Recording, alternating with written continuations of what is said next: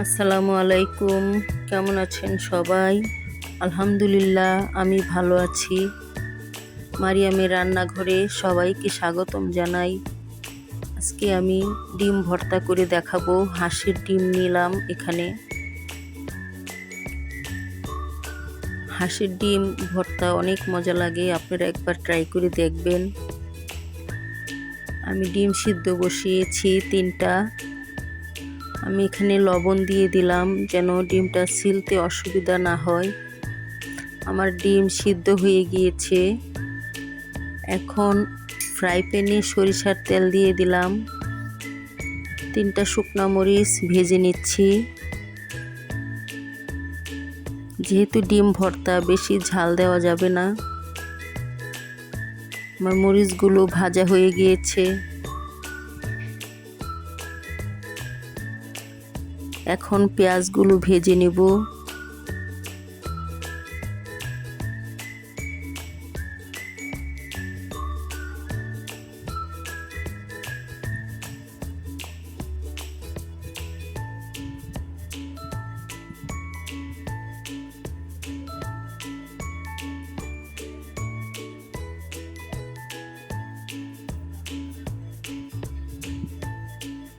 পেঁয়াজ ভাজা হয়ে গিয়েছে। এখন এখানে আমি কুচি করে কেটে রাখা ধনেপাতা দিয়ে দিলাম। পেঁয়াজ আমি বেশি ভাজবো না, মানে আমি কাঁচা পেঁয়াজ দিয়ে ভর্তা খেতে পারি না, তাই হালকা ভেজে নিলাম।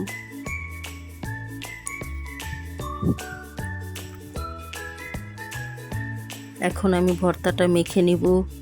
এ পর্যন্ত যারা যারা ভিডিওটা দেখে এসেছেন একটা লাইক দেননি, প্লিজ একটা লাইক দিয়ে দেন বন্ধুরা। আমার ভিডিওটা সবার কাছে পৌঁছে দেন।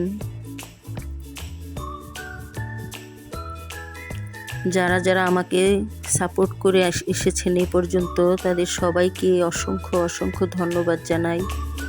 তাদের সবার জন্য মন থেকে দোয়া ও ভালোবাসা রইল। যারা এখনও সাবস্ক্রাইব করেননি, আপনাদের কাছে যদি আমার ভিডিওর কোনো অংশ ভালো লেগে থাকে তাহলে সাবস্ক্রাইব করে পাশে থাকবেন বন্ধুরা।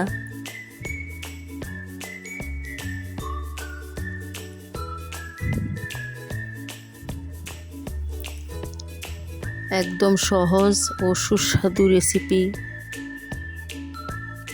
খুব ভালো লেগেছিল ডিম ভর্তা। আপনারাও একবার খেয়ে দেখবেন।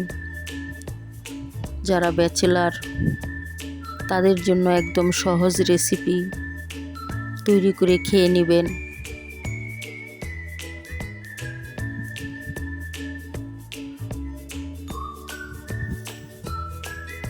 আসুন আমরা একে অপরের সাথে হিংসা না করে একজন আরেকজনের পাশে থেকে সবাইকে এগিয়ে নিয়ে যাই।